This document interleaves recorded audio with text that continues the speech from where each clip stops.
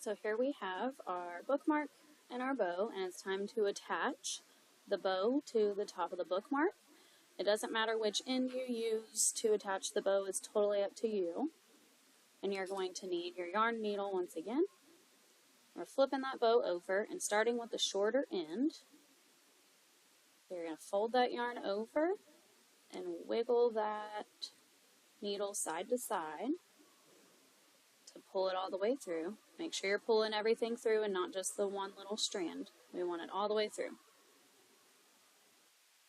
Now with my bow, I can see that my little end, my little tail is leaning towards the right. So I'm going to start at the right side of my bookmark to connect the two. I'm going to take that yarn needle and go straight through the top farthest to the right. So I'm just poking it straight through, and I'm going to pull that yarn all the way through to serve as my anchor for my bow. Now the rest is going to be done with our longer side. So again, I'm folding that yarn over in half so that I can wiggle it through my yarn needle and pulling it through. So to start this side, I'm going to go to the left side of my bookmark and go poke it straight through. I'm aiming to get through at least 2 strands up here, or 2 loops on my yarn needle. So if you just go through one, it's not going to be very secure. So you want to aim for going through at least 2 and poking it straight through. I'm going to pull that all the way through so that my bow is right on top.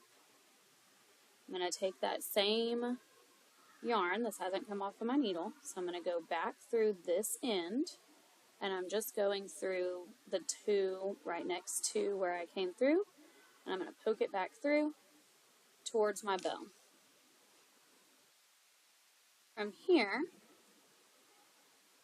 I'm flipping everything over so I can see where I attached or wrapped the yarn around my bow, and I'm going to go underneath all of those loops so that I've got a secure hold on everything.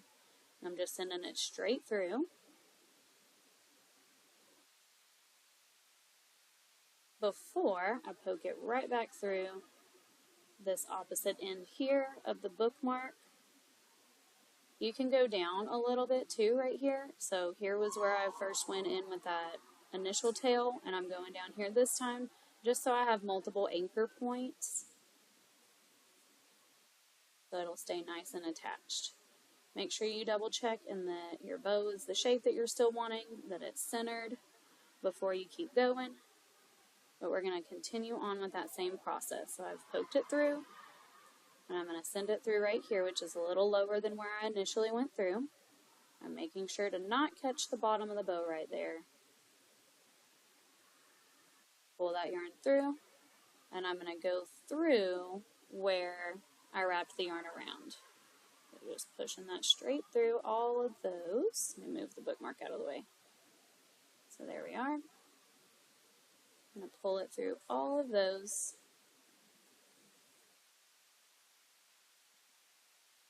And then sending it back through the bookmark to make it through the back. None of this has to be done exactly in the same spot that I'm doing it. As long as you're able to sew that bow onto the bookmark and weave it through to where it's pretty secure and not loose, it's going to be just fine. So from here, I've gone through a couple of times. I'm happy with the way that my bow looks. So I'm simply going to take my yarn needle off, and I'm going to tie these 2 tails together just in a regular knot.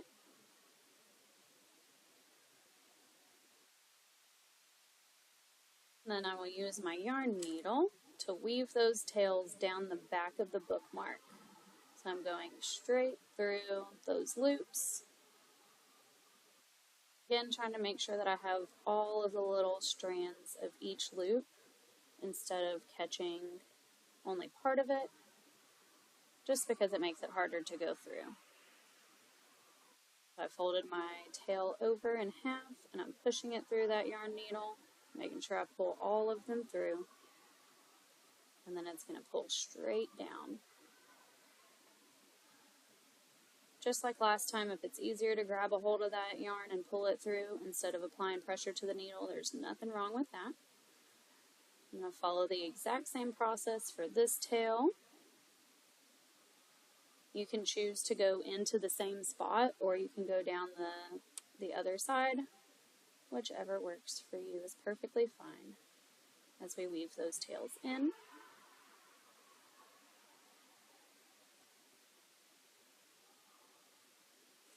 There we are, and from here, if you have a lot of extra, you can go back up through like we did for on the bookmark, or you can simply snip it off right here like I'm going to do. I'm going to make sure I don't accidentally cut the bookmark as well. And there you have your finished bookmark.